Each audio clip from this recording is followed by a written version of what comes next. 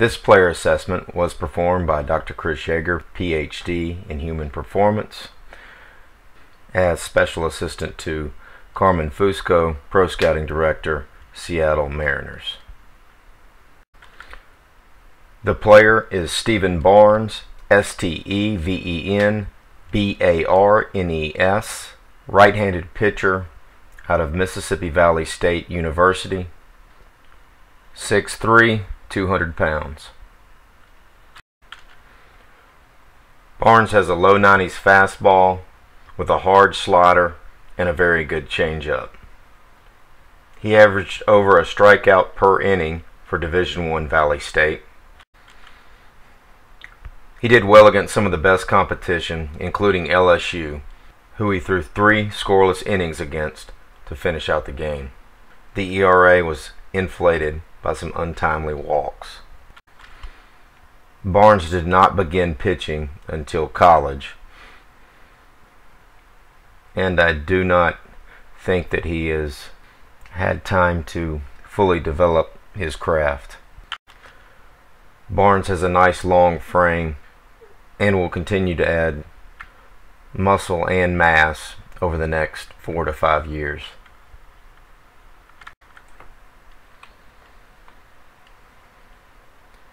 The mechanics are very fluid, and he exhibits many of the characteristics that are very common in some of the game's best pitchers. The arm action is very loose and fluid, comparing up top to Nolan Ryan and below to Mark Burley. See the characteristic of getting bent at the elbow, getting a good degree of flexion at the elbow, close to 90 degrees before the upper arm, the humerus, begins to turn. We can see all these pitchers getting there before that point. This type of action, this flexion at the elbow before the arm begins to lay back, creates the most fluid motion with the least stress on the arm while maximizing velocity.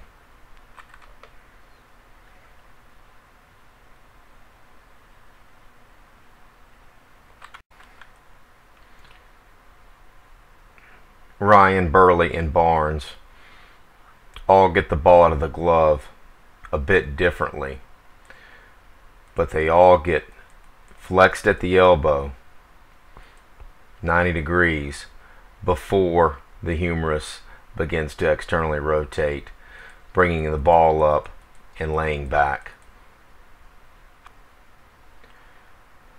This characteristic, flexion before rotation of the upper arm, is a arm action characteristic that we should be seeking out and trying to obtain.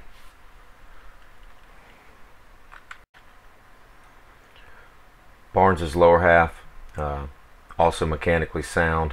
Back leg is making a strong contribution, directing force and energy in a straight line at our target, getting good drive there, and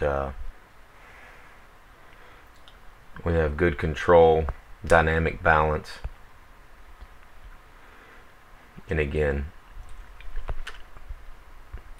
good drive from the back side. Front side braces up nicely, giving us a strong base to throw against, and the front side working against the ground there to help power pelvic and torso rotation, and again it continues to work through release there.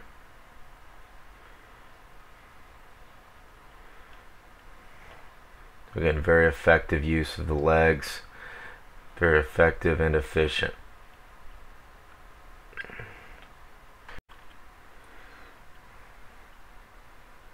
Glove side also looks good. Again, as he brings the chest out to meet the glove, we don't have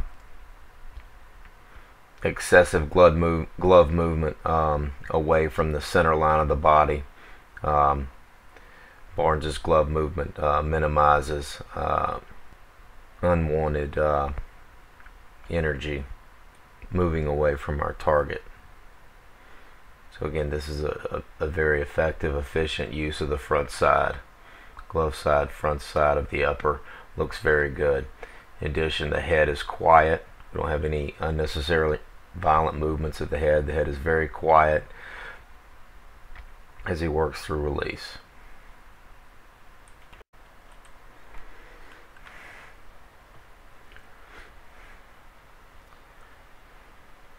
Overall, these mechanics are outstanding and would match up based purely on mechanics with many of the better pitchers in professional baseball.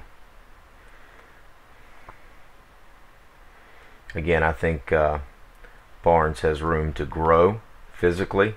He also has room to grow with experience and time on the mound, as he only, again, began as a college pitcher, did not pitch in high school, was actually a catcher in high school. But these are, as good a mechanics as you will see. Again, needs to find a few more miles an hour, I think, with size and experience. But with this arm action and this strong contribution from the lower half, he should be able to throw for many years to come without any problems with the elbow or shoulder.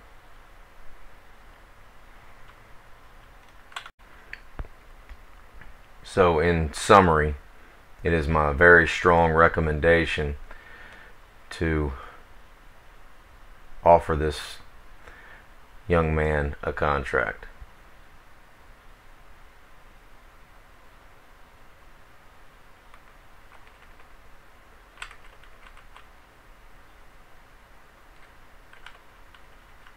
I'll continue to roll through some video here without any more commentary.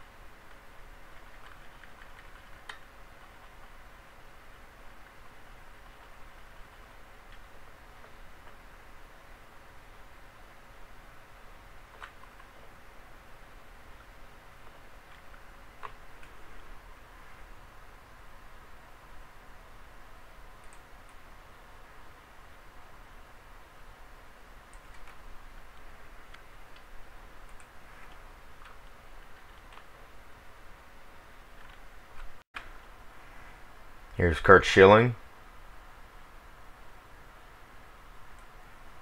Again, we see the flexion before rotation.